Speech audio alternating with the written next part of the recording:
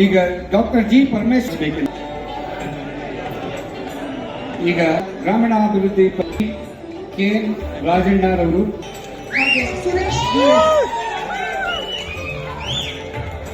ಕಾರ್ಯಪಾಲಕ ಇಂಜಿನಿಯರ್ ಅವರು ಹಾಗೂ ಡಿಸಿ ಮತ್ತು ಕ್ರೀಡಾಂಗಣದ ಉದ್ಘಾಟನಾ ಕರ್ನಾಟಕ ಸರ್ಕಾರ ಹಾಗೂ ತುಮಕೂರು ಜಿಲ್ಲಾ ಉಸ್ತುವಾರಿ ಸಚಿವರು ಮಾನಸಿಕ ಹಸ್ತಾಂತರವಾಗುತ್ತಿದೆ.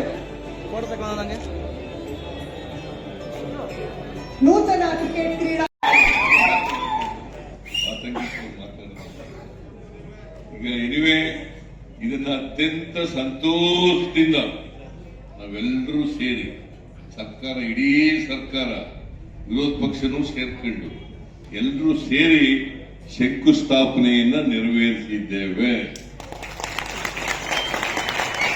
ಈಗಾಗಲೇ ಡಾಕ್ಟರ್ ಪರಮೇಶ್ವರ್ ಅವರು ಹೇಳಿದಂತೆ ರಘುರಾಮ್ ಭಟ್ ಇಲ್ಲೇ ಇದ್ದಾರೆ, ಶಂಕರ್ ಇಲ್ಲೇ ಇದ್ದಾರೆ.